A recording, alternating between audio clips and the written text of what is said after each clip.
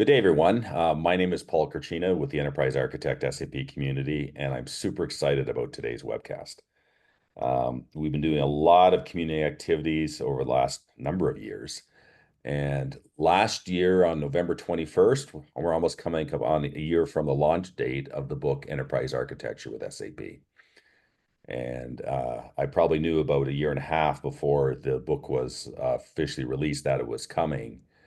And truly, this book has been a great resource for our community. So there's nothing like having a great community of people from customers, partners, and SAP. And it's even better to have awesome community resources like this book, Enterprise Architecture with SAP. At our various events both throughout the year, we've distributed many copies of the book, Enterprise Architecture with SAP.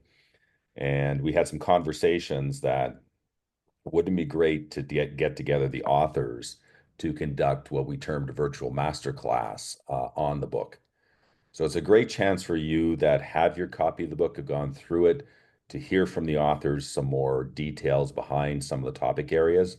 And also, if you have not picked up your copy of the book, I always tell people the best way to read a book is to first watch a webcast by the authors of the book talking about the book. So I encourage you, if you don't have your copy yet, after you watch this, order your copy. And the other thing I'm super excited about is the fact that we have almost 1,000 people signed up for this webcast, which is awesome. And as a reminder, this session is being recorded, and we'll be sharing post this event, and I'll be posting on LinkedIn and other channels as well, how you can access the recording to watch it, as well as the slides that our authors will share. And as a reminder, you can use the chat throughout the session today. We'll be watching the chat as well to have the authors be able to field some of your questions. So keep that in mind. And the other thing I just want to tease forward as well, we'd also be interested in hearing from you as well. What other topics you think we should cover going forward? So again, thanks and welcome. And without further ado, Peter, let me turn things over to you to kick things off. We have Peter and Anup and Johannes online. Let's get the show going. And welcome everyone again to our virtual masterclass. Yeah, thank you, Paul. Very welcome from my side. All the other two authors will also have then their portion of that one. Let me first give you a glimpse on what we try to cover today. So Paul, get us an introduction. I will give another bit of a motivation of EA. Well, that is probably not necessary for this audience. Starting also with a bit of a recap of the book and some outlook of on the integrated tool chain. And then we will go through a couple of use cases, which was one main area in the book, and trends, Q&A, and closing. So I think it's a tough timeline. We always have more things to talk about, but if that is a good opportunity, maybe we come together on other things like reference content or whatnot. So with that, I think is that not progressing here? Okay. So I think to motivate, I think driving the strategies for transformation. So what is it? What I think the three areas we see, I think business is evolving and changing fast in these areas of time. We have a large focus on innovation, and we have a ton of complexity. So how does that relate to the C-level? So I think we see the CEO, I think, taking care of evolving the business, driving the business, and for sure adopting the innovation. We also see the CFO, business-oriented, but also finance, and therefore complexity-oriented, reducing the complexity. And we see the CEO, well, for sure, also role to bring in the innovations and reducing complexity. Why do we bring up that framework? Because, okay, we believe that I think deriving a North Star architecture need to serve all these three perspectives. And I think our architecture framework and all the enterprise architecture work we plan to do, we would like to put in context. So what does it mean? I think to evolve the business, okay, getting from a baseline to the target, I think having these um, business imperatives from CEO and CFO in place. We see in the current situation often the conflict of an existing reality not meeting future imperatives, and therefore the need to reduce complexity, managing complexity, enabling then therefore the future. And for that, then you drive the North Star for business transformation, for mergers and acquisitions, or maybe for better rolling out what you already have, right? So those are specific North Star. You could see them as service offering, or you can see them as priority in this business perspective.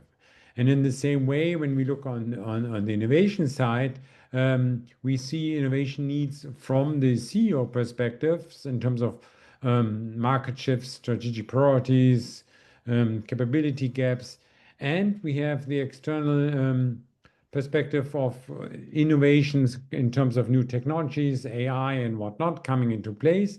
So those are the innovation opportunities. And again, I think now from an enterprise architecture perspective, okay, we need to look after AI, data architecture, sustainability in other perspectives. And the final perspective is the complexity perspective. So again, here we have the CFO with a large focus on costs and trying to optimize the cost. And the CIO, okay, often caught in complexity to use architecture to simplify the complexity. And therefore, then the North Star here is about focus, maybe simplifying by going more to public cloud solutions, landscape rationalization, or just very generic, okay, how to simplify an overall ERP landscape and whatnot. So I think those are typical North Star perspectives we try to drive. And with that, I think coming back to the question about who should care about enterprise architecture. Now we here motivate top down from the C-level executives' perspectives. I think that is a bit of a new perspective that, okay, they need to also support you as enterprise architects. But for sure, like the you as enterprise architects care about enterprise architecture, and well, here we are largely in an SAP community, so typically we have also the SAP professionals. And well, I think the sweet spot on maybe where the book probably is have the target audience is the intersection between architects and professionals, but I think ideally also C-levels should care about it, that one. And we see even for sure a broader ecosystem, so more roles within the organization, transformation office, PMO, process owners, technology innovation areas, or even further business areas like finance and procurement, I think, or the corporate strategy. I think in the end that forms an ecosystem for enterprise architecture. And I think even though not the focus of today's session, I think having an enterprise architecture practice which is addressing all these different roles and not only talking to them, but also getting an operating model with an integrated practice where enterprise architecture and finance and procurement might work together, not one-off, but I think continuously. I think that is a little bit also our vision. So before we go further, let's even reflect on the book, because what I already address here is partially what is also already covered in the book. So the book has different parts, which I think for sure we start with an introductory part with the chapters, okay, giving an overview, talking about the framework, talking about the function integration. I think it's a bit also already motivated in the slide I showed before. And then I think large chapter is, and I think the unique value proposition of the book is about these use cases. You saw them in the agenda today, so we will cover a couple and cover them today in the not podcast, webcast. And I think that is also for people reading the book. I think, well, you should start with the framework, and then one reading experience is to go through those use cases. They are typically partially SAP specific, or we look at it from an SAP perspective, but they are also broader than that. One next area in the book is for sure the tooling perspective, because with acquisition of LeanX, which came after we started to write the book, I think we have one big element which also complements the enterprise architecture framework or is part of the framework. So for people in the book interested in that one, well, you might even read about the framework or the generic tool chapter and then branch over to the orange line, which is then delineating here a focus on SAP LeanIX. Close to my heart a lot is the practice because, okay, you need to implement enterprise architecture or you have implemented enterprise architecture in your organization. So therefore, how to set up a practice, how to improve your practice, how do you embed the practice with the other functions. I touched about it in a minute before. And we also have a little bit of in a deep dive in how we in SAP live and breathe enterprise architecture because we have multiple teams focusing on enterprise architecture. So the golden line in the book would be reading experience, which more focus on the topic of the enterprise architecture practice.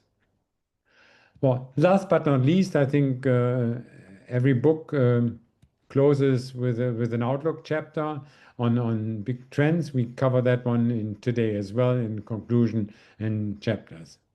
For experienced architects who might read, okay, what are the specifics in the book? We have a special reading experience and that we describe with the purple line, which jumps for chapters you might not find in a lot of other books. Okay, the practical use case examples you want to pick and choose, you might choose others, but I think cloud transformation and TCO, I think, are very impactful things. And then the other chapters are also specific chapters. We would love to have you give it an attention. Now, I have still the pleasure to go through a bit of that introduction here. So I covered some of the discussion on motivating enterprise architecture now from a C-level. I also covered the different audiences we need to interact with, and that is will be further covered in chapter 3 of the book. So what I will now do a bit of giving as a baseline and high-level overview of the enterprise architecture framework. So the frameworks could be seen as all complex and okay, what is so specific? We already have TOGAF. Why doesn't SAP need another framework?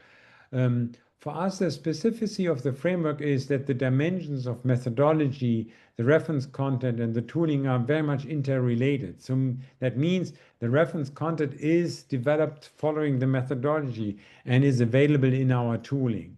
That means like when product engineering is designing new products, they already think about to document the business capabilities, to document the business processes and the technologies. They do it according to the methodology and make it available in the tooling. So with that, we have an always up-to-date reference architecture contents compliant to our specific methodology tooling. And then we have services in which we would help you, well, to define your North Star as we motivated in the beginning, or we also can have services to help you setting up the practices, or if you don't want to use our services, well, you should also take care that your practices follow certain methodologies and tooling. And our recommendation is, okay, the SAP architecture framework gives you a good starting point to do that. So repeating is methodology with all the different methodologies about the domains, the reference architecture content, and then we'll come to them a little bit later as well, the tooling, and our service framework around North Star brings it together.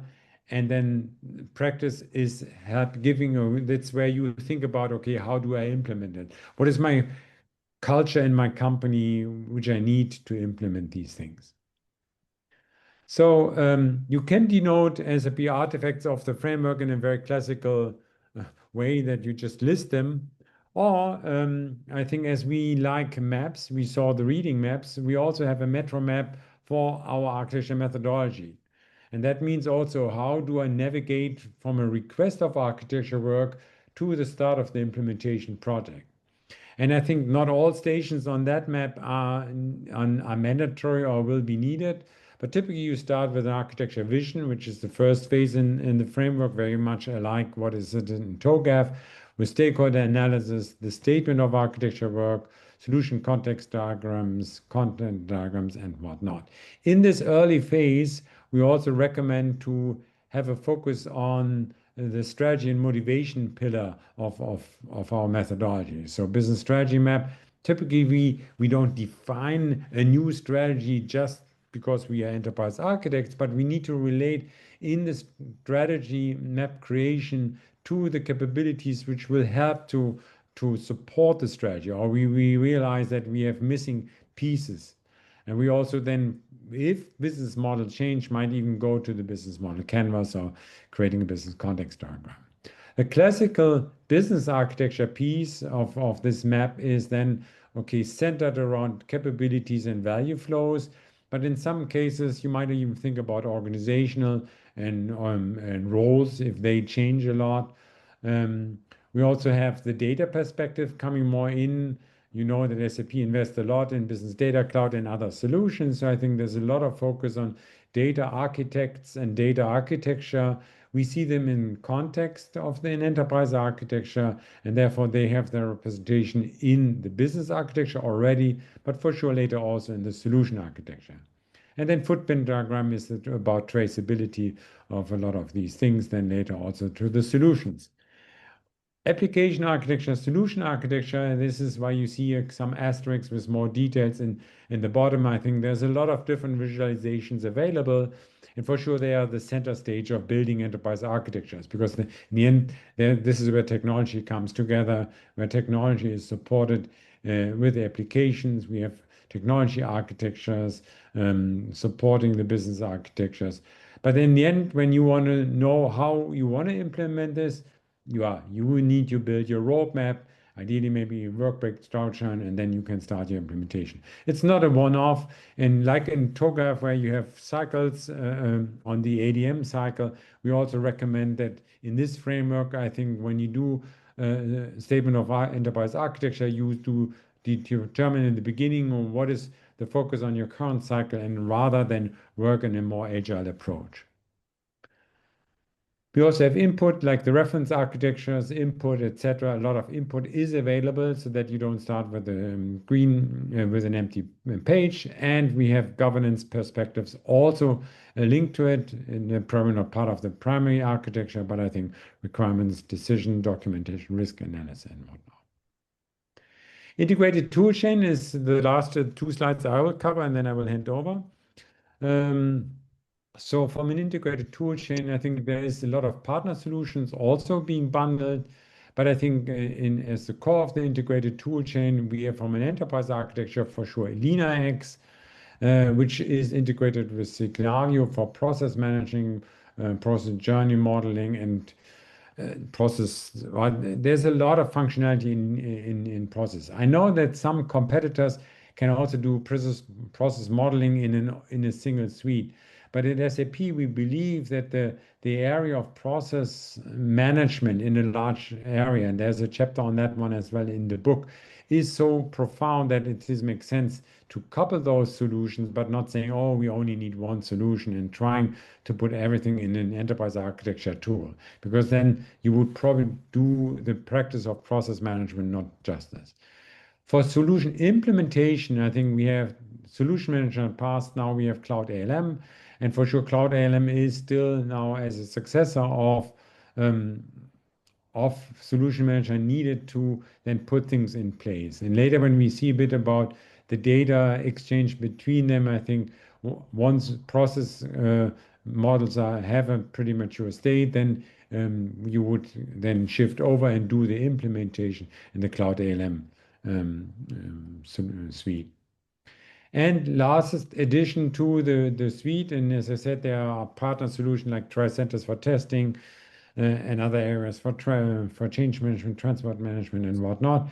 I think comes when we think about adoption. So I think we might have discovered in the capability modeling of a classical enterprise architecture, or there is a problem with adoption, right? So, or we see it in some process KPIs, and that is where in the area when we do enterprise architecture management or process management, we can already identify areas where maybe a WalkMe focus could help later as an additional element in the implementation to get to a better adoption and then help in the project success. So from a little bit the flow, I think in LeanX, when we start with account architecture, I think no longer you need to draw boxes by hand. You can now link to your Cloud ALM environment, and then you get all what is in the landscape directory, all what is on BTP available, and then you can pick and choose what are the elements you want to really take into your enterprise architecture. Likewise, you do your analysis of existing business processes and then exchange processes towards the LeanX side, or can also then have that integration between the two. Third step might be, well, doing out of the process deficiencies, your process design and develop the target architecture, and then create your roadmap, right? And the roadmaps could even then mirror back into the projects of Cloud ALM. And on the Signavio side, if you have done a process design to certain levels, once you're done with that design and process design, I think in the implementation, you would mirror the breakdown into Cloud ALM, and here you would then add testing, RISE-Fs if they're still needed. I think all the classical implementation scope. That is a very high-level integration map. I would keep it on that one and rather hand over to another speaker so that we now get into the TCO perspective. Thank you. Thank you, Peter. Let me first introduce myself. So my name is Anup Das. I'm based out of SAP Newton Square office. I've been in the professional experience since last 25 years now and 17 years in SAP. So let's talk about the two use cases. But so far, what you have heard from Peter about how to read the book, what is the foundation for enterprise architecture, which is Enterprise Architecture Framework, and then the integrated tool chain, which is very, very important, how you visualize the overall architecture and bring some automation onto it, right? So that's the foundation. So just to encourage people in the chat, if you have any questions, comments, if you read the book, have you bought the book, just give feedback or comments or questions in the chat. One of us would respond to that in the chat as well. Yeah, so feel free to use the chat and give some reactions as we go progress. So what I would cover maybe in say 20-25 minutes is two use cases, which is part 2 of the book, right? So I would cover the TCO, reducing TCO as one use case, and mergers, acquisitions, and divestitures, so chapter 8 and chapter 9. So essentially, how we have structured these use cases, what you see here, we talk about the business and the IT context of it, so that we understand when we design the target architecture and roadmap for our customers, we need to understand the business perspective and the IT perspective. So that's what you would see in every of the use cases. Then we have a fictitious company, which is actually a mix of a lot of real customers, but we gave a fictitious name just to make it more relatable, and we give the importance of what is the problem statement or what is the situation we are talking about. There could be various situations, right? So, and then the best part, what Peter just now said, we have an enterprise architecture framework. That's our foundation, but how do we apply to this problem statement? How do we apply to this business and IT context? So that's what is the point number 3. And then we give a very special focus on what's the outcome, what's the deliverable which we help our customers on the architecture side. And then you would see a summary for each of these use cases. Yeah, so that's the structure of our use case chapters. So Peter, if you go to the next slide. So for this chapter, reducing the total cost of ownership, which is one of the key objective or strategic priorities for any transformation, right? So if you look at overall the pillars for transformation planning, right? So when our customer starts the transformation discussion or journey, and there is a deadline that, okay, next 3 months or 4 months, I need to present a business case to my board to get the funding, right? So if that is the objective and we get involved as an enterprise architect in that situation, then what we do is that you would see there will be three pillars, right? So first pillar is value. So there will be a team of value advisors who will work in the value case for the business case, which is actually the dollar value they would work on. Then the second pillar would be architecture, where no, there could be different scope and different architectural decisions which we need to advise or guide our customers, recommend to our customers for that. Very important for that business case. There could be many decisions, but what is important, what is priority for the target? So that's the architecture track. And the third track would be cost, right? So if we already give you a direction that, okay, this is the target you need to go, this is how you will go, these are different steps you need to take to reach to the target, then the immediate question would be, okay, what is the cost to do that, right? So essentially you will see these three pillars. And our primary involvement as an enterprise architect would be in the middle part, right? So architecture, because value, there will be value advisory. Of course, from SAP side also, we have a value advisory team who helps and guides, but there could be partners who will be doing that, and in collaboration with SAP, there could be SAP driving that. So there could be various situations, okay, for different customers. But what I would go forward now to discuss a little bit on this cost part of it, and then see how does that apply to the architecture. Yeah. Now, if you look at the ingredients of TCO, which would come in, uh, it's a typical iceberg format, right? So during the business case, maybe the huge focus would be into, oh, what is the software and license cost, right? There would be a discussion on OPEX versus CAPEX, right? So that's what the capital expenditure, or what is the operational expenditure, how are we moving the needle from there? And then the next would be, okay, what is the hardware and infrastructure cost? Because with RISE with SAP, there are different hyperscalers where you can host your applications in a private cloud mode. So that would be the top of the mind.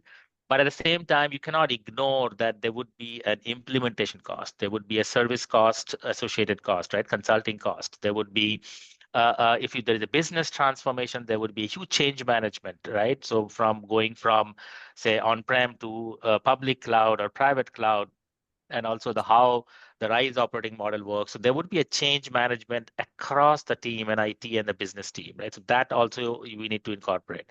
Support and maintenance cost, right? So even when we talk about TCO, we cannot ignore the fact that after the implementation, you would also need a support and maintenance team to manage that. You may already have it, but there is a profile change for the support and maintenance team as well. So because of moving to private cloud and public cloud. And at the same time, there would be a lot of applications which you need to retire because it's going to a new technology, new platform. So there would be end of life and decommissioning cost also you need to take care. You need to understand the roadmap of each of the applications. So these are the key ingredients of a TCO. And then there are sub part of it, but that you may also see in the book that it is explained that there are nitty-gritties of the sub costs for each of those categories. Now, coming to this business and IT drivers, right? So which we essentially see when we talk about TCO. So when you look at from a business angle, you would see that there has to be a real business case of this cloud transformation, which my colleague Johannes will talk about the use case of cloud transformation, little deep dive. But that is the primary reason or the ingredients of a TCO, right? But that should be driven from all the other four circles what you see, that how standardized your process, right? How harmonized is your process? How much automation you have already done? So until and unless you do this standardization, harmonization, and automation, you can't even think of an AI. And it is immature to think of an AI, right? Because if your process is not standardized, if your process is not harmonized, if process is not automated, then why would you think of a generative AI or an agentic AI, right? It is meaningless. Just because everybody is talking about it, it may not be applicable to you unless you do these three things. And the last part, which is even important, is data, right? So we are talking a lot of talk about the data harmonization And I just read yesterday a new hype cycle by Gartner, and they're talking about this the data needed for the AI. They're talking about agentic AI, and generative AI is already in downwards trend is what Gartner is projecting. So data harmonization is equally important. Not only harmonization, the data quality, the governance of the data. That's where the whole our SAP Business Data Cloud is also being visioned and planned for our customers, right? So these are the business drivers for reducing the TCO. At the same time, you will see this has to be a mirror image also of an IT driver. So IT is an enabler, but for the business, so there are IT drivers which would help you to reduce the TCO. And what are those? Of course, cloud transformation means you're getting into cloud architecture, right? So cloud architecture also could be a pure SaaS cloud architecture, or it could be a hybrid cloud architecture where you say, okay, some of my applications would be pure public cloud. Some of the applications could be in a private cloud, right? So where you are hosting the infrastructure on cloud, but then the applications could still be behaving like an on-prem application. So cloud architecture plays a huge part in reducing your TCO.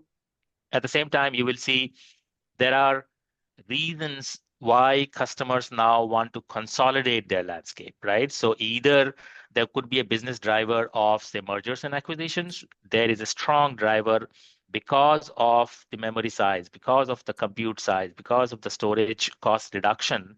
You may also want to reduce the number of applications you have in your current as is, right? So you may have 3 ECCs, either by business unit or by region. You may want to consolidate. Even if you want 3 different production landscape, you may want to consolidate development landscape. So there could be various use cases for landscape consolidation.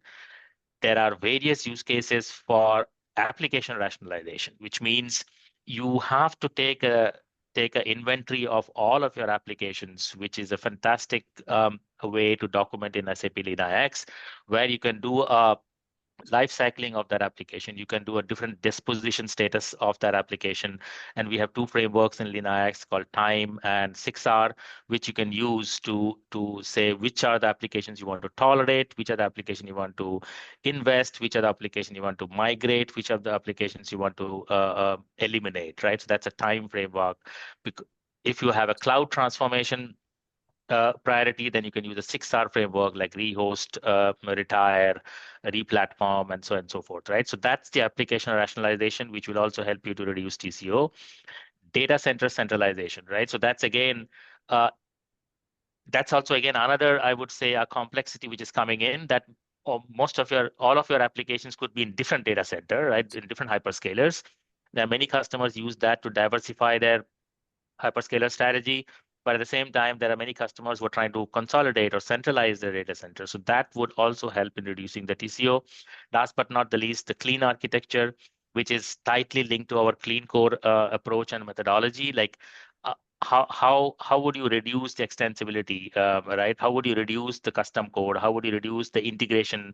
How do you get to the new integration frameworks like completely standardized APIs? If standardized APIs are not there, what's the next best? So that's the clean architecture, not only for extensibility and integration. We have also spoken about process standardization, harmonization, and automation. That's the process framework. How you can do a clean architecture. You can also do a clean architecture from a data perspective, like how clean is your data, how quality, how much you can trust that data. So these are the different drivers to reduce TCO. Yeah.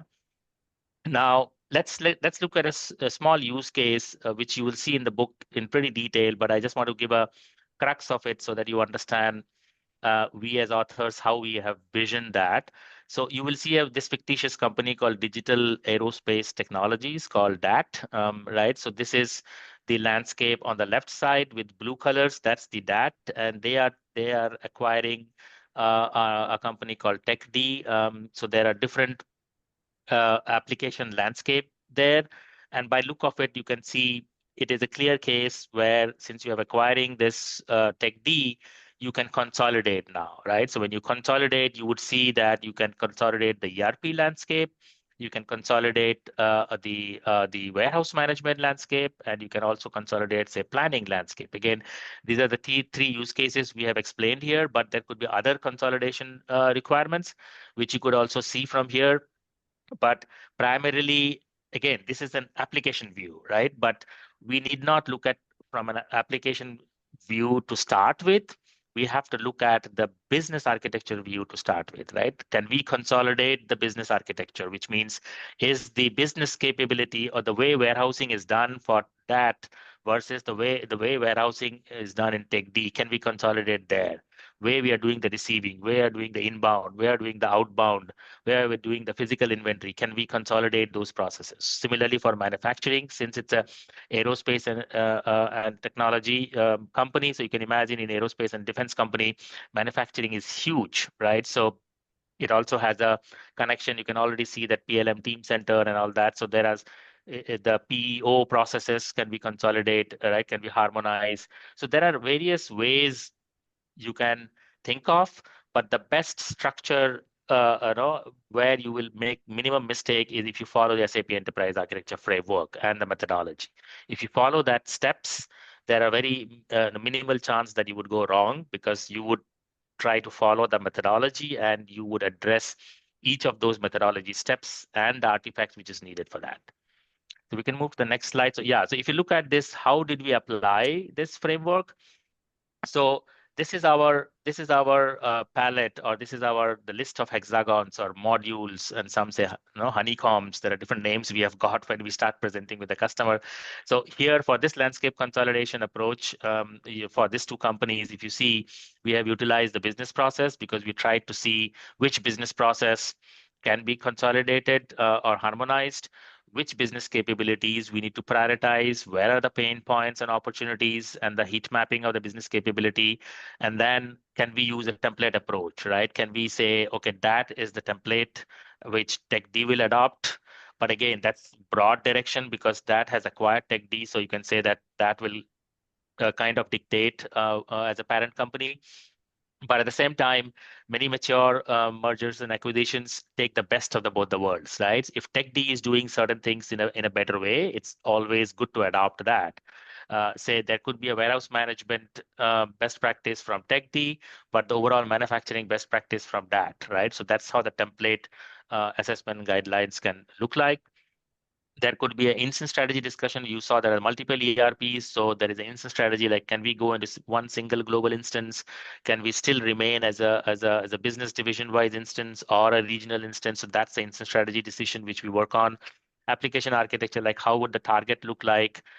Initiatives and roadmap, how many initiatives? So there could be, say, ECC modernization initiative, there could be BW modernization initiative, there will be manufacturing initiative, there will be warehouse management initiative, transportation management initiative. In aerospace and defense, you have project management initiative, like PMMO is our project manufacturing. That is a key here. So those are the initiatives we list down, and then we create a roadmap for our customer, right? And each of these roadmap can have different transition scenarios. There could be multiple steps transition to go to the roadmap. Now, if you go to the next slide, so there are some key deliverables artifacts which we have highlighted here, which is part of the book. It is explained in pretty detail, each of these. So for the business capability and business process module, you would see this kind of heat map for that, which is with red and green. You see opportunity and pain points. Harmonization potential, because you will see there is a business domain like sales, manufacturing, and plus if you map it with say business unit, and then there could be regional dimension also, but then you see a matrix which is evolving, saying that how does the process variation would look like, how does the process complexity would look like, right? So you can do this kind of heat mapping there.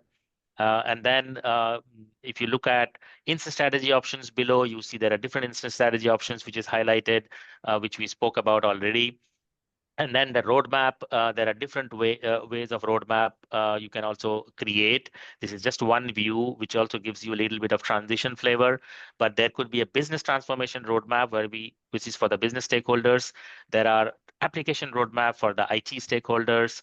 And then how we arrive at these decisions, you see in the transition scenario and evaluation, there are There is a qualitative evaluation which we do, and sometimes we use a Mural as the collaboration platform where you use to gather the qualitative feedbacks like pros and cons for different criteria and different options. And then we do a quantitative analysis either through a poll, or we use a tool to gather the rating and the ranking for each of those criteria, and then we come this kind of spider diagram for a decision matrix. Yeah, so that's the reducing the TCO use case. You may be wondering, we have not spoken about the dollar value because, as I said, the first pillar, there would be a parallel exercise or a sequential exercise which will be done in the value case. They will work on the dollar value, which will be tied to these architectural deliverable. Yeah. So that's about the first use case. You can keep asking questions if you have in the chat. I will respond when Johannes comes into speaking. And then second use case, right? So this is also a very, I would say, a complicated use case, but very relevant in today's world, especially after pandemic. There is a data that there are a lot of mergers and acquisitions and divestitures have happened. You can Google and see there are data points on that. But in this book, right? So what we have try to explain is more from an architecture perspective, right? So if you look at the business and the IT context of a M&A cycle, you would see that you could come in from a seller side as an enterprise architect, or you could come in from the buyer side as an enterprise architect, right? And there is a sequence of flow steps which happens, right? So you can see, and it also depends. If you are in that customer organization as enterprise architect, then probably you are lucky to get involved in a pre-deal and in a deal execution phase. But usually what we see as a trend to invite us from a product company as an enterprise architect is primarily on the post-integration phase, right? There is an animation. Yeah.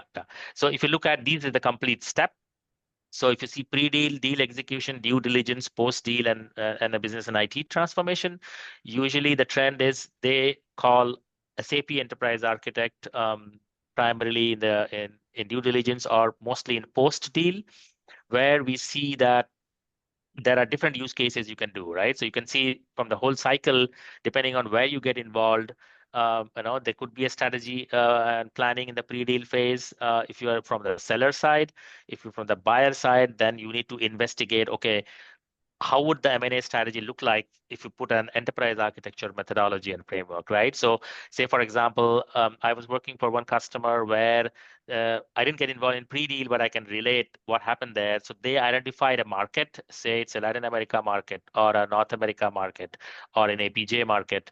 And then they said, okay, this is the capability, say this is the route to market capability, which we need to strengthen in our business model, right? So because they are the direct store business model, so they want to acquire a market where the route to market capabilities would be there. There was another customer where there could be, say, a very particular innovation has happened in pharmaceutical industry, and then you need to acquire that capability, say cell therapy, for example, right? So there could be various places where you would enter, and then you would do that kind of business capability assessment to identify the opportunities. So now if you look at, there is a survey also. You can see there is a link in the book as well, which Linux has done. It's little older in 2021, but I think it makes sense, which says at almost 90%, most of the enterprise architects gets involved in the post-merger integration efforts. And we have also a lot of accelerators and tools. How do we do that? Because we have done it in multiple places. So I would explain with an example maybe. Yeah, so if you look at, this is the example which we have given in the book. There are two use cases, one from the divestiture and one from the acquisition. So the divestiture use case one, which says that, okay, SpinCo has decided on a transition strategy to move to S4HANA, carving out from existing SAP ECC, and how to separate these IT systems, right? So if you look at these different pictures where we are saying that SpinCo, which is essentially which is making a spinning company. So you are carving out from a FarmCo a new company which is called NewCo, and then that's a merger situation. And the divestiture carve-out situation, if you see the spin-off where you have three business units, BU1, BU2, BU3, and then BU3, which is getting spinned off, right? So, but currently it's in the same ECC system. If you look at from an IT side, then how do you carve out that as an architectural discussion is what the use case has explained here. Acquisition use case 2, you will see that you have acquired a company, which is NewCo, and then you have one common entity, but you have two different landscapes to consolidate, right? So that could be a landscape consolidation use case. So these two use cases has been explained in detail. Now let's see the next slide. How do we apply this framework again? Again, we picked up for divestiture use case, the strategy mapping capability and application architecture and transition scenario, because here the key deep dive, what we did as an architectural discussion and what we have written in the book, as well as it was a practical experience, we did a transition strategy evaluation, right? So customer wanted to do a selective data transition approach, which means you selectively carve out this business unit, which could be commingled with other business unit in terms of data, in terms of the product hierarchy, in terms of the product divisions. And then how do we carve out that and take it to a totally different landscape? Currently, they are in ECC, but then you carve out and do a transition strategy deep dive to get into S4HANA directly, right? So that's the use case here. If we go to the next slide, Peter, this is for the use case 2, for the acquisition use case, where landscape consolidation kind of use case, where you need to understand where is the harmonization potential, where is how is the complexity looks like. That's the business process and business capability will give you that, and then you'll see, like as the example in the TCO as well, like which are the applications to consolidate as a target application architecture, and then there would be an integration requirement during the transition as well, right? While you consolidate, so there are integrational aspects which you need to look into, and then how is the roadmap would look like. So these are the two different use cases, and then how we apply the framework also differently. Now, this is just a quick example in the book. It is pretty detailed explained, but just wanted to give you for SpinCo transition scenario evaluation. We did this as DT selective data transition evaluation and a deep dive in a different criterias. From the financial risk perspective, from the business fit and flexibility perspective, the deployment speed and duration, right? Dual maintenance landscape, risk of transition, total cost of implementation and effort, and change management, right? With these criterias, we did a qualitative evaluation and then quantitative evaluation. For the second use case, if you see the acquisition, we have a roadmap. How would this consolidation will happen? And then we have laid out in different phases. So in nutshell, this is how the two use cases is explained. And you can read the book to get more details. If you have any questions, I would be happy to answer in the chat. Yeah. With that, I would like to now hand over to my colleague Johannes for the cloud transformation and then the trends. Over to you. Thank you, Anup. So let me introduce also myself. So my name is Johannes Reichel. I'm part of SAP based here in Germany. I'm an enterprise architect at SAP and with SAP now for 12 years. So I would like also to encourage you to use the chat functionalities. There were already 2 questions on the TOGAF framework and on the instance strategy. So I answered them there. So please use the chat if you have any questions, and maybe Anup, while Peter's presenting, I'm talking, you can have a look at the chat to answer the questions. Sure. So I would like to, first of all, talk about cloud transformation as another example, and then move over to the trends that we see at the moment in the enterprise architecture world. So the use cases, cloud transformation or business transformation, we have another use case in the book, or the use case on the landscape transformation and TCO aspects, they're all interlinked, right? And before we talk now about the cloud transformation, which also includes a business transformation aspect, because we don't want to see cloud transformation only from an infrastructure perspective, would like to get a bit of feedback from you, where you are in the cloud journey. Where's your organization on its cloud journey? So are you still evaluating cloud? Are you having initial pilots already implemented where you have maybe also SaaS solutions live? Do you have a hybrid cloud strategy in place where still a lot of operations are maybe on-premise, but some are already moving to the cloud? Or do you even have a cloud-first strategy in your organization? So please, if you can answer the poll and submit.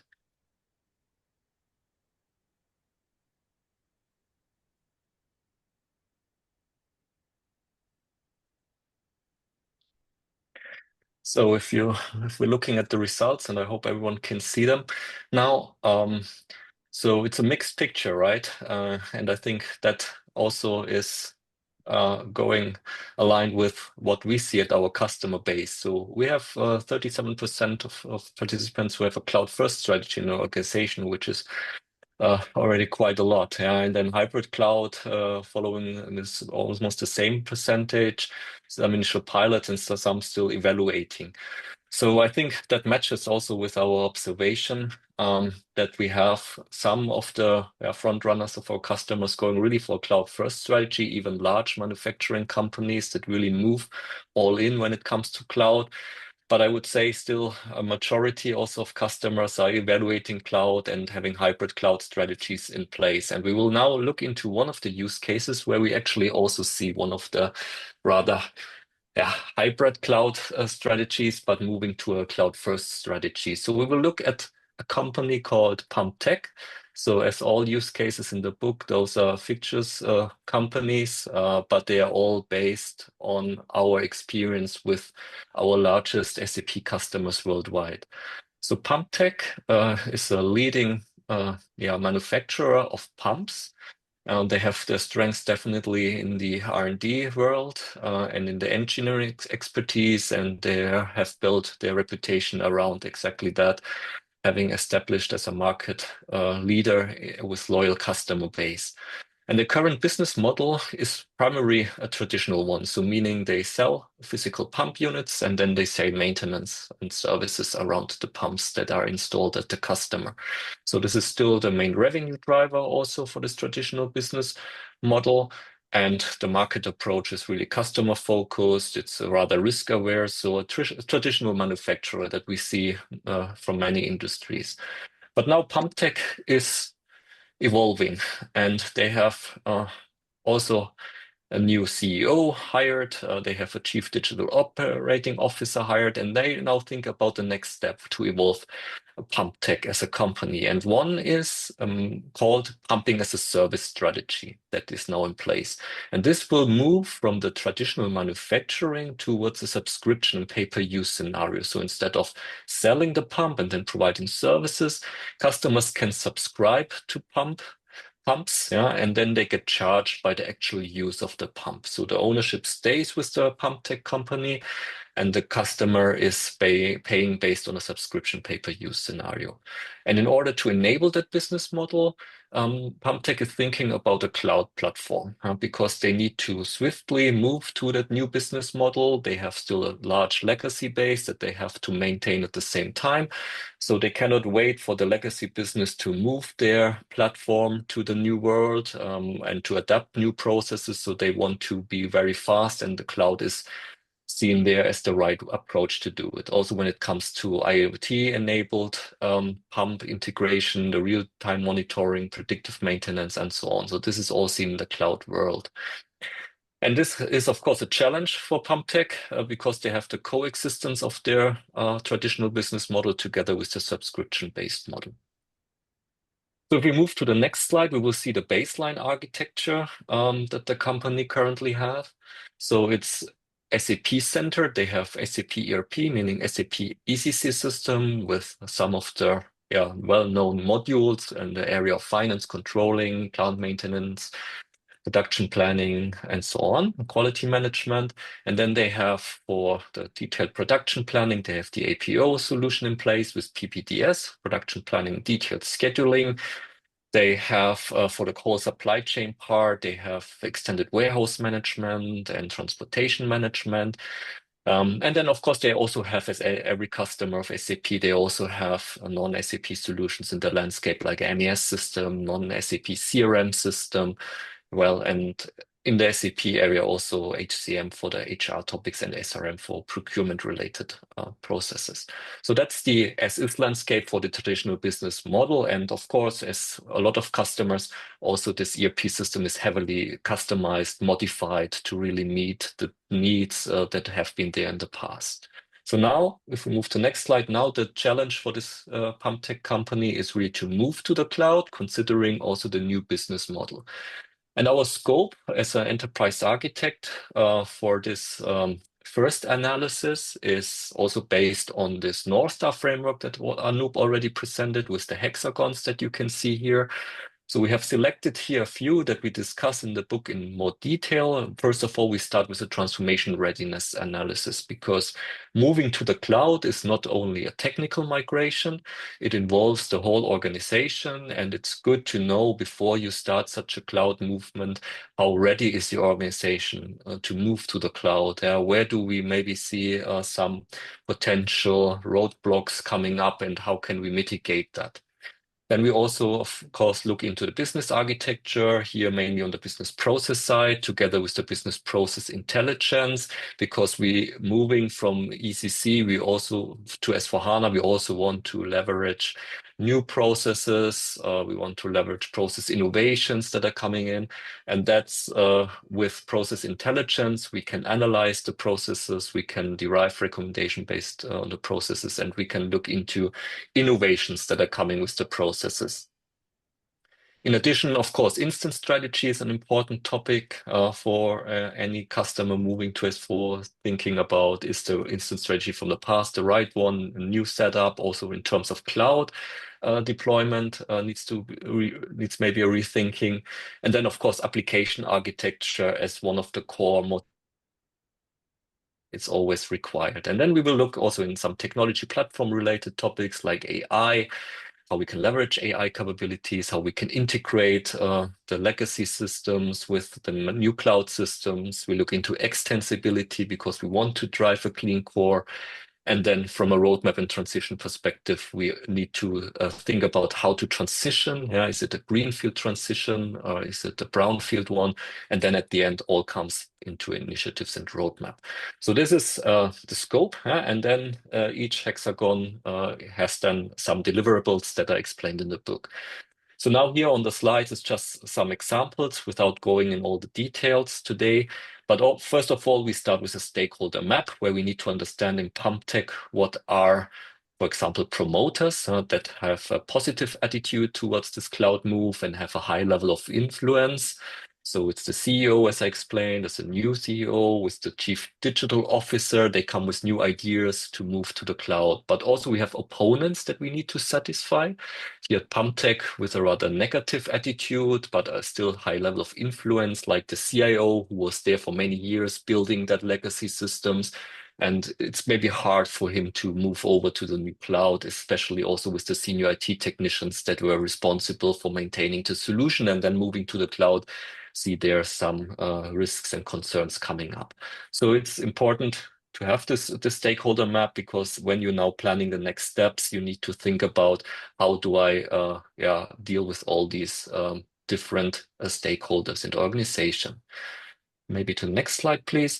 So based on the stakeholder map, we then also think about the transformation readiness. And here what we do is we have on the one hand side, we have so-called OData findings. So this is operational data that we take directly out of the system.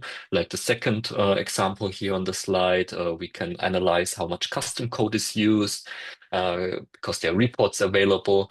But then we also look into experience data. So sending out surveys to stakeholders, getting sentiments from there. And then what we try to do is we match it up. So we have the hard facts, so what we find with OData, and we have now the sentiments from the users. And then we bring all together, derive insights and derive recommendations. So the example here would be like a high custom code usage. The users report a lot of process disruptions due to that. And then we can bring it together and say we need definitely a clean core strategy moving forward. So this is just to give you high level an example.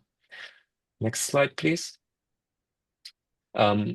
AI is also a main driver to move to the cloud for many of our customers, because with the cloud, if you're close to the standard, you can out of the box enable a lot of AI based business capabilities. So once you have the process and you can link the capabilities to the process, you can then think like here in finance and financial planning and budgetary accounting, L3 capability, you can then go down and see, okay, what are my AI or intelligence scenarios that can be enabled for this capability, like RPA, robotic process automation capabilities, machine learning capabilities, digital assistants, etc. So this helps then also to build a case for the cloud, because you can demonstrate now while moving to the cloud that you also can leverage artificial intelligence in a stronger way than before. Next slide, please. So I skipped now a lot of steps that I explained in the book, but then finally how PumpTech is arriving to the target architecture is exactly what I explained, that from a business perspective, they still have to maintain the classic business model while moving also to the new business model. And here the customer has chosen to go also from an architecture perspective in that way. So they move their existing ECC system to S/4HANA Cloud Private Edition, rather with a brownfield approach first, because this is the cash cow of the company. This is where they make most revenue at the moment. So they want to secure the business mainly. But brownfield, not only as a technical migration, PumpTech is then also looking into how to get onto the clean core for this S/4HANA Cloud Private Edition. But at the same time, on the right-hand side, they will adopt the public cloud edition for the new business model, for the pumping as a service, the subscription-based business model. And this will give the customer a lot of more agility to move to the new business model. Instead of now thinking how this new business model can be incorporated into the legacy system, now they set up a public cloud edition that can be implemented in a fast way, in a more agile way. But of course, the integration part is then important, so that also like financial reporting and those topics are then visible on the company level. And then on top of the S/4HANA public cloud, the customer is using BTP innovations that support their business model, so like subscription billing solution, asset performance management for asset health monitoring, and so on. So this is how the landscape would look like. And on the next slide, we see also a high-level roadmap, how PumpTech is envisioned to move to the cloud. So this is really high level, but clustered by the traditional business model that I mentioned. So first of all, doing a conversion to the private cloud. So it's also a cloud approach. And then at the same time, they also look into the clean core and adoption across all the domains. Later on, if you think about the landscape back, they also have a separate HR system. So they will do the HR transformation later on. And then at the last step in the transformation, they will look into supply chain and production planning. So the EWM/TM migration and the APO, so APO move back to the S/4HANA core. Then for the pumping as a service business model, so while they're moving the traditional business model, they already start implementing S/4HANA public cloud, and you can see from an implementation timeline, this is also shorter than the typical implementation timelines you would expect. So they start with Cloud Public Edition and Asset Management Subscription, because that enables their business model, and then the IoT enablement comes then at a later stage. And then as cross topics, they also look, of course, into the analytics landscape. So SAP Business Data Cloud now as one of the leading systems, data lakes integration that they might have already. And then the overall integration strategy as also, that SAP has there in the cloud on BTP innovations coming up. So this is a high level, a typical roadmap that we see of our customers in such a scenarios where you have to balance your current stable business model, but at the same time also innovating and being agile in the cloud. So cloud is a trend. So it's not the next big trend, because cloud is happening. But we have in our book also thought about what could be the next big trends in architecture. And before we come to what we have thought about, what are the next trends, maybe next slide, we have another quick poll or question coming up. I think this should be answered in the chat. So what will be the next big trend in enterprise architecture from your perspective? So if you could please type that in the chat, what you think the next big trend would look like.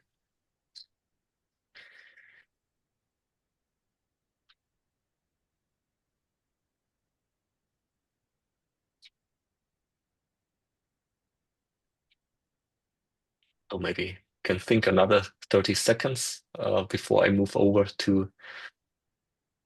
Okay, we have AI, definitely, yeah.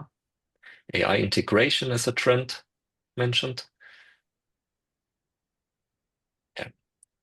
Process standardization across industries, automation, discovery, agentic AI. Yeah, so a lot of AI, blockchain, right? Yeah, okay. Good one. Intelligent apps, AI security. Okay, so maybe we can move to the next slide because we also have AI. So this is not a surprise, yeah. So if we look at AI-supported enterprise architecture transformation as one of the first trends that we see, and that's, I think, a trend that everyone sees. So this is, I think, also not a surprise that we have listed here. It has a high impact. It has a very likelihood, very high likelihood that it's coming and it's already happening. Yeah. So AI can be seen from different aspects, right? It can be AI for enterprise architects, so rather AI as a co-worker. This will help you to gain insights into dependencies, derive patterns for optimization in your landscape, and so on, or also drive decision support when it comes to costs, risks, or trade-offs of decisions that have to be taken, or can even drive your efficiency as an enterprise architect because it accelerates the way you work, like helps you with business capability mapping, for example, or strategy mapping in the exercise. So this is how AI for EA will come. And it's coming already. If you look at LeanIX, for example, there are cases like that already implemented, and it will grow further. And then there's also EA for AI, so how enterprise architects support AI. And there, of course, enterprise architects need to align AI initiatives in the organization with the overall architecture planning, thinking about how to integrate that from a data architecture perspective, from a compliance perspective, and so on. So this is definitely one of the most important new topics coming now on enterprise architects. But then we have also thought a bit further, like what could be else coming. Yeah? So this second topic is enterprise architecture networks. There we see a potential shift from, as today we have rather isolated architecture. So each organization planning their own enterprise architecture. And in future, what could happen is that we go beyond that. We go more to collaborative cross-enterprise architecture networks. So this means like sharing, for example, of reference architectures or frameworks as part of this collaborative framework, or even interconnected architectures where you with interconnected companies set up a common view on this interconnective architecture so that you also have an easier integration with each other, even driven towards collaborative business models that could evolve around that.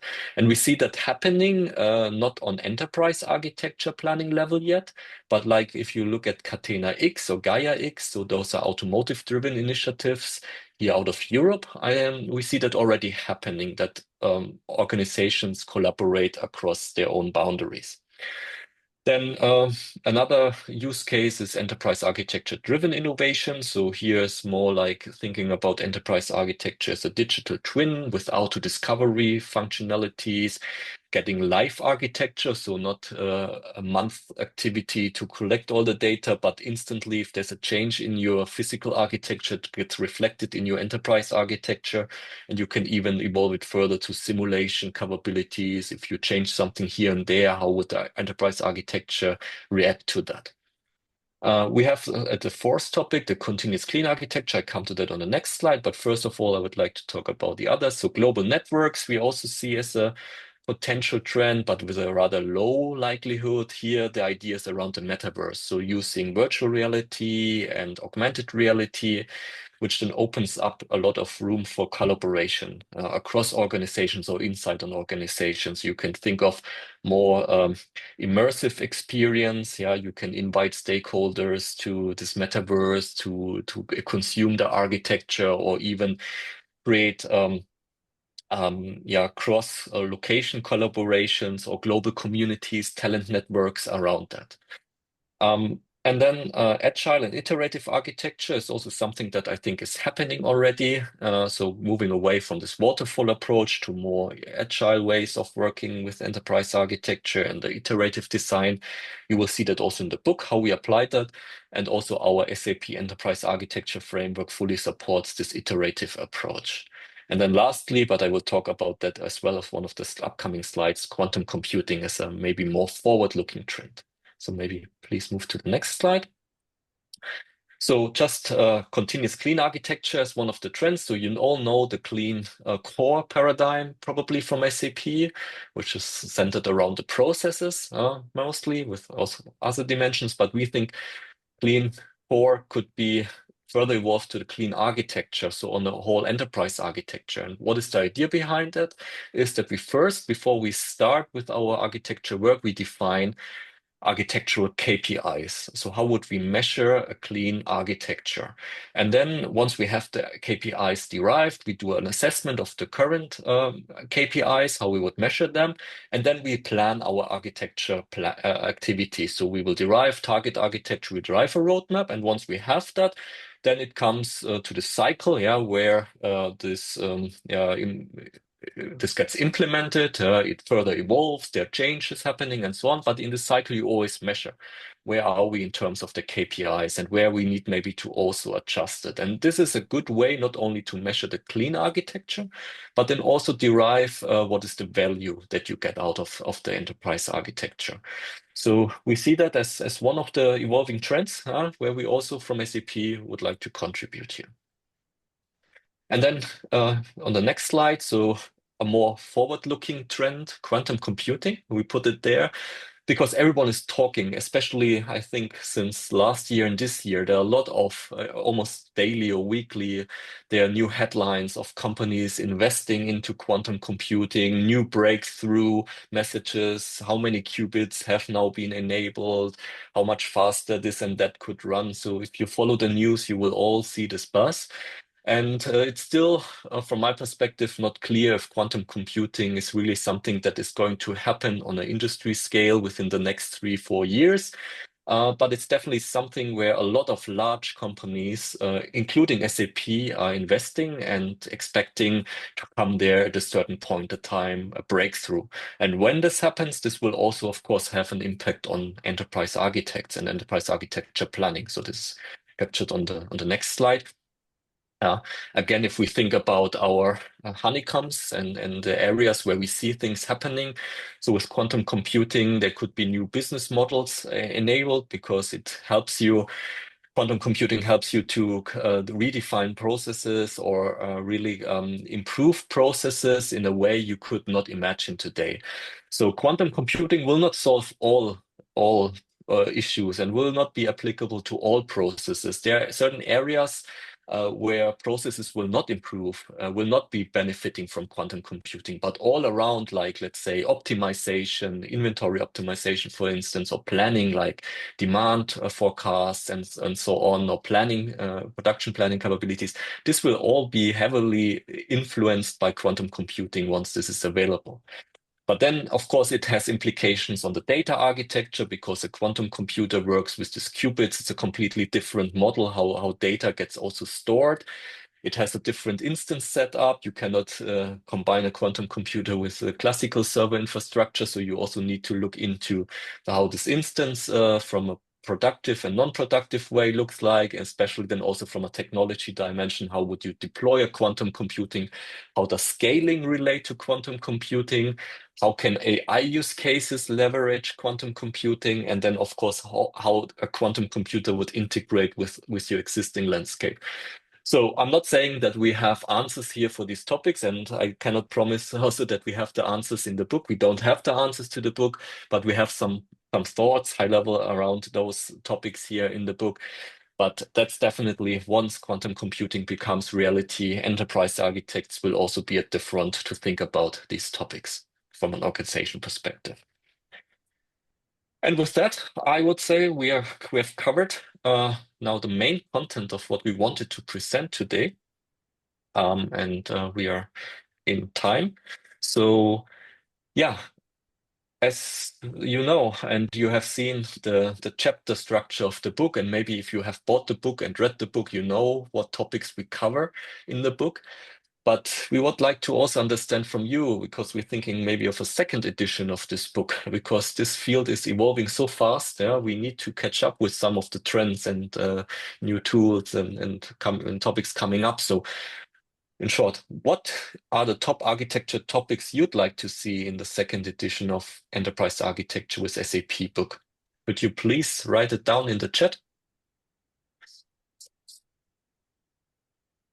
And maybe as people are sort of thinking, Johannes, we can actually, do you want to have some other sort of conversations and as we sort of wind things down?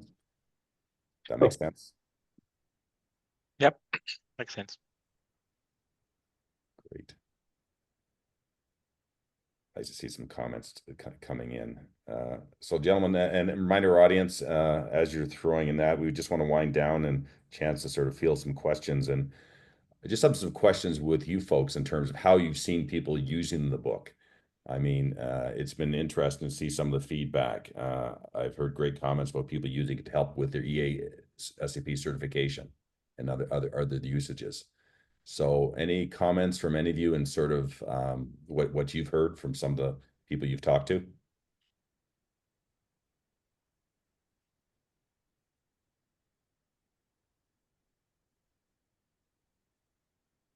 Yeah, so maybe I can comment. You're asking us, right, Paul? Yeah, sorry. Yeah. So I can comment because some of the readers also from SAP and also from people who come in various events organized by Paul, right? So we meet a lot of those folks, and then they give us a real live feedback, right? So couple of guys from our partner organization, I have heard that they said, oh, after reading the book, we could get certified. Okay, again, we as authors, we don't guarantee that you will get certified, but then of course the concepts what we used, right, the framework which Peter explained in the beginning is the foundation of the certification. The methodology, how it needs to be followed, is the foundation in the certification, right? So it does help in getting you certified, but this book is not written with an objective that from a certification, but the overall SAP Enterprise Architecture Framework is the base for IEA 10 courses, which you would take. It will be the base for the certification, which you would not try going forward. Yeah. Yeah. Maybe also from my side, it's Peter. Think not only we get feedback, even we evolve this further, right? So we work with different groups in SAP. So for me, one area, I said it before, I think the focus on the practice and how the practice would integrate within a company. I think how to set up governance. And it's not in particular enterprise architecture governance. It's more about when we talk about integrated tool chain, we cannot talk about throwing just tools over the fence. We need to think about how business transformation is dealt with, right? So is business transformation our new end-to-end process? And then enterprise architecture is maybe a prominent first element in this end-to-end process. And then how do we integrate with other stakeholders? How do we collaborate? I think, how do we interface? So I think from my perspective, enterprise architecture needs to become much more tangible, integrated in real transformation projects and not seeing as, oh, I do a pre-project and then I'm off, right? So I think that is something we work on and we refine on, and then maybe in the second edition, if there could also be much more content in this practice perspective. Maybe just to add, Paul, for the feedback from readers. So what was nice feedback also is feedback from students at university, that they found this book very helpful because it has also the practice part, so the use cases, so how all the theory is applied, because that's also something we felt missing when we started writing the book. And we know that students are using the book at universities, and we also got feedback from lecturers at universities that they would like to use the book as part of their courses they give on enterprise architecture. Excellent. And I had a question in the chat that I'll just direct for everybody. It says, could you please share the presentation for the A Masterclass? And we'll be sharing out the presentation and link to this recording as well. So you folks will get that. So we just have probably about another less than 10 minutes now. And we'll just take a look at any other questions you folks have for the authors, if you want to just post them in the chat. And while we're waiting a bit, as we've been looking at the chat going through, is there any particular questions that have been asked that you gentlemen would like to sort of maybe call out and address any sort of common themes?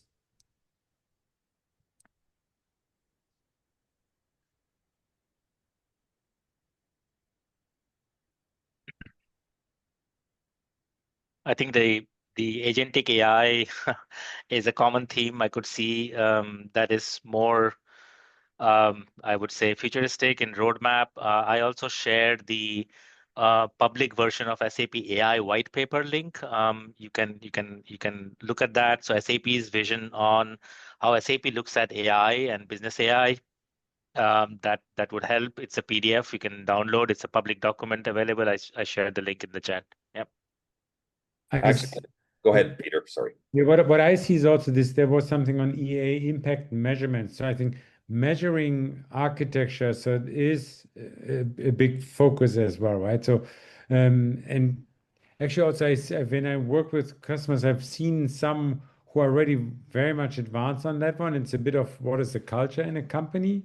But if we, from our framework, could give guidance or could even enable certain templates, then even for companies where this data-driven measurement culture is not as strong, I think they could probably leverage, I think, some more guidance from our side as well. So I think that for me is a trend as well.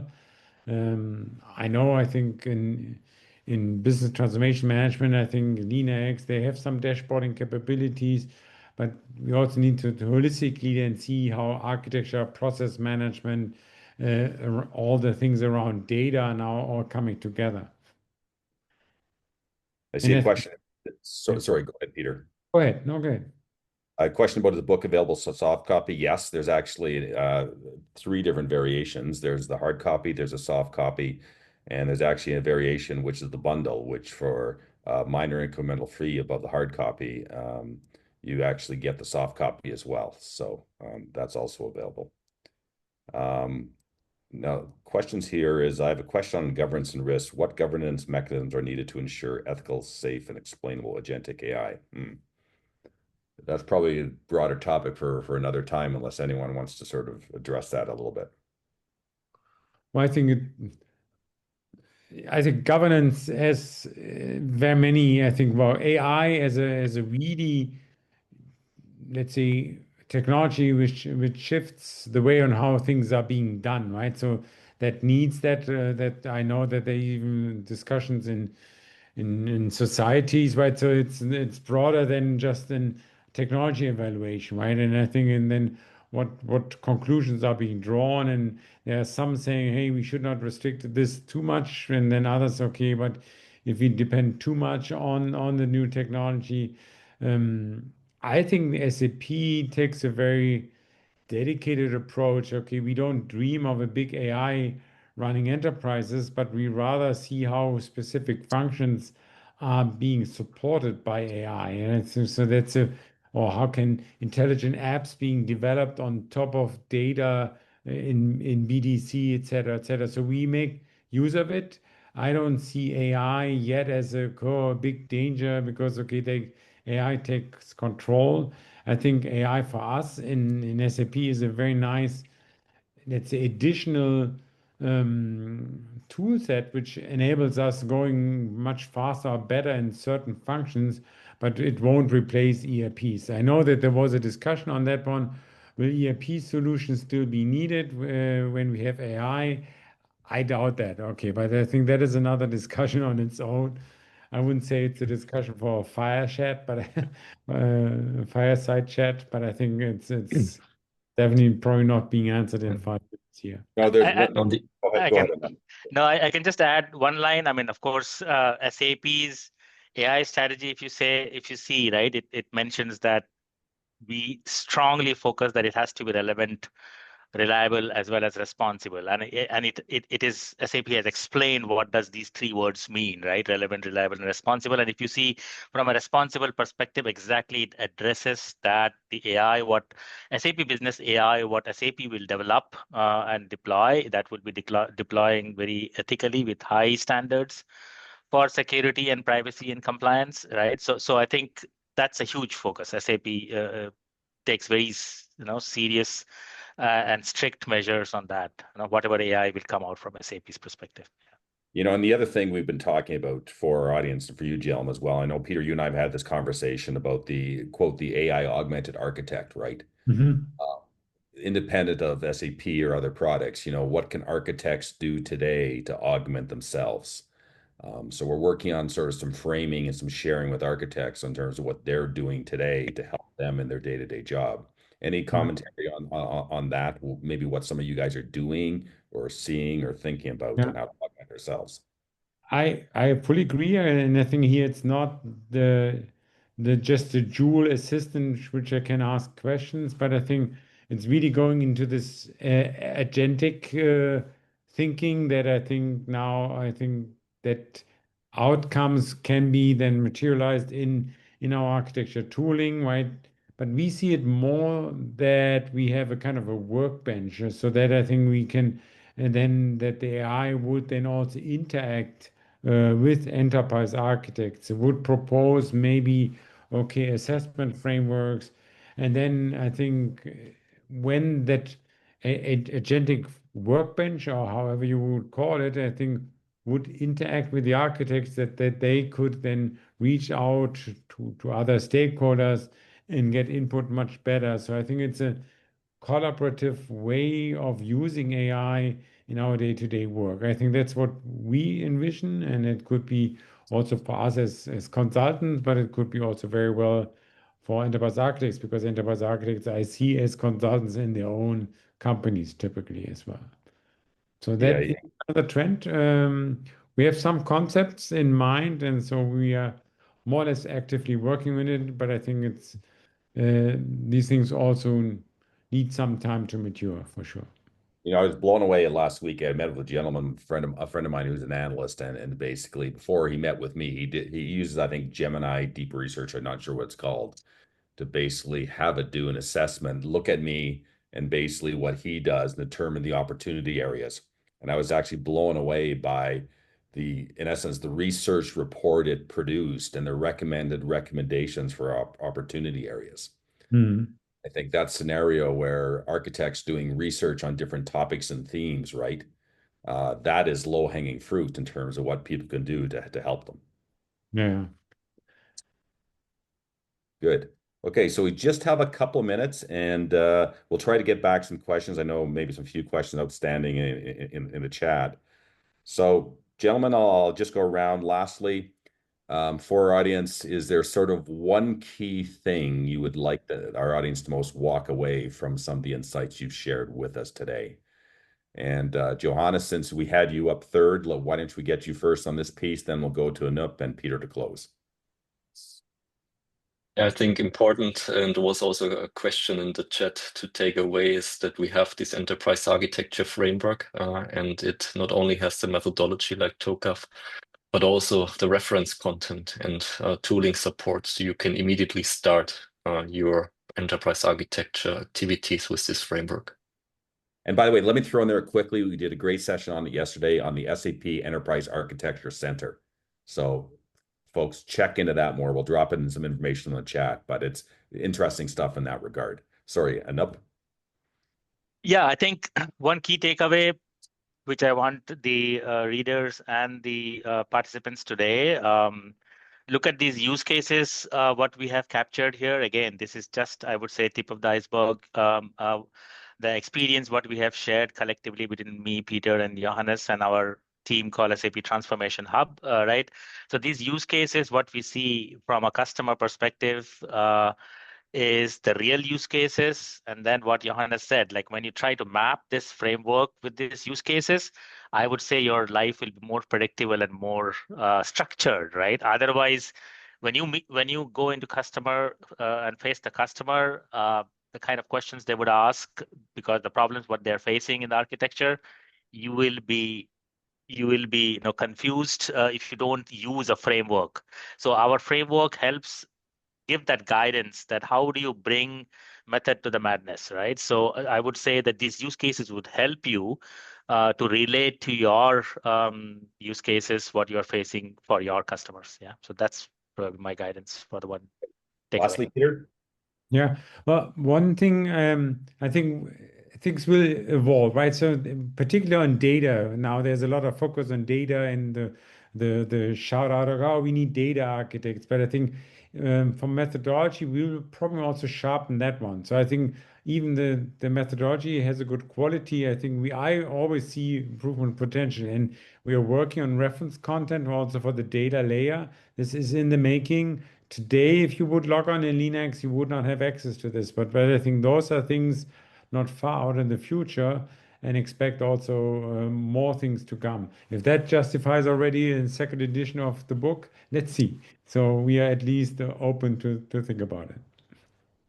So, gentlemen, thank you once again, not just for your time today, but also for taking the effort to write the book. I know there were a lot of long hours in assembling it, and I know it's appreciated by many. And thanks again to SAP Press for bringing the book to market, as well as for hosting today's webcast.